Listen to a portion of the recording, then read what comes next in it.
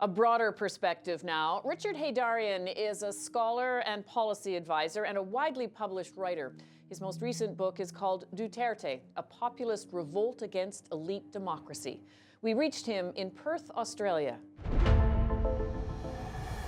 First, help me understand why Duterte is so popular.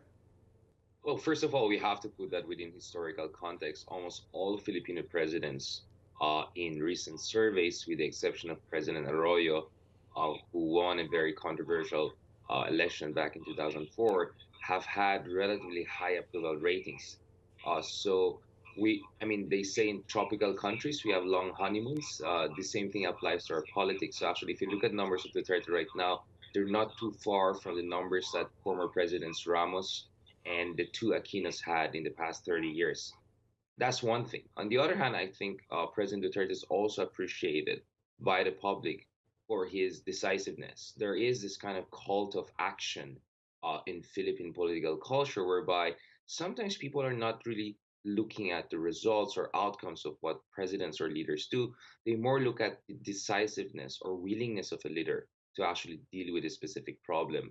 And I think lastly, President Duterte also taps into this new zeitgeist of autocratic nostalgia. If you look at Pew Research Survey, if you look at World's Values Survey, a majority of Filipinos are now looking for a strongman leader who will deal with complex problems in the society. They feel that the democratic institutions are incapable of doing that, and Duterte very effectively appeals to that kind of yearning for a strong, decisive, single-minded leader. You've described him as a man of the masses, and you talk about that sort of single-mindedness that he has. You also say he's, in effect, trying to create what you described as an imperial presidency. Is there any contradiction in those two ideas? Well, actually, I describe President Duterte as a hybrid populist. Of course, he's increasingly more right-wing because he emphasizes law and order rather than left-wing. When he was still new in power, he brought in some former communist leaders, tried to push for social justice and progressive reform. But now he's more on the law and order area. He's more on the concentration of power area. But he's really hybrid in a sense that he appeals to different sections of society for different reasons. The masses like him precisely because he presents himself as some sort of a outside the box candidate, as someone who doesn't belong to the imperial Manila elite. Of course, he has his own political dynasty in Davao, but he's not part of the mainstream elite of the Philippines, at least those in Metro Manila. But his actually greatest appeal is among the aspirational and upper middle classes in the Philippines. And that's where penal populism comes in the picture, whereby what Duterte says is that, well, maybe there could be some extrajudicial measures here. Maybe we may have to work around certain democratic institutions or circumvent them. But guess what? I'm protecting you, the law-abiding citizens. I'm protecting you, the property people, against thieves and rapists and criminals and drug dwellers, which, of course, in the case of the Philippines, tend to mostly come from lower rungs of the society. We've talked often about sort of the rise of populism in places like Europe and even in the United States. Is there a difference in the populism that you see in Southeast Asia that you describe Duterte as being at the heart of?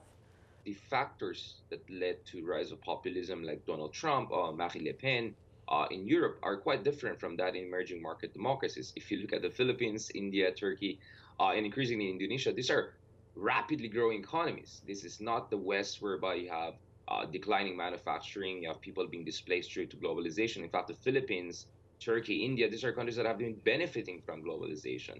Yet what we see here is that as the economy has grown fast, the aspirations of people actually have overrun the capacity of state institutions, democratic institutions, to respond right in time. We know democracies tend to be slower, tend to be more gradualist, but because of the rapid growth in the economy, actually people's aspiration has been rising exponentially. So the gap between exponential increase in expectations of people on one hand and the slow, gradual, arithmetic increase in democratic institutions' ability to respond to these new needs, that gap has been very effectively exploited by these strongman leaders, whether it's Modi, Erdogan, or Duterte. And And if you look at these leaders, most of them were local government officials in the past who did pretty well. And what they're saying is that they're going to bring their local model, whether it's Gujarat model in case of Modi or Davao model in case of Duterte, saying we'll bring it at the national level. And who cares about democracy? Democracy is slow, it's inefficient. Forget about human rights. What we're going to do here is provide basic public services. What are the broader implications of all of this then, particularly given that Southeast Asia is so strategically important, particularly from a security point of view to the United States and Canada and other Western nations as well? Are there implications in this kind of populist, in fact, brutal populist approach that could affect those relationships? Well, a number of them. I mean, first of all, remember the Philippines has been a bastion of democracy and human rights in Southeast Asia and beyond.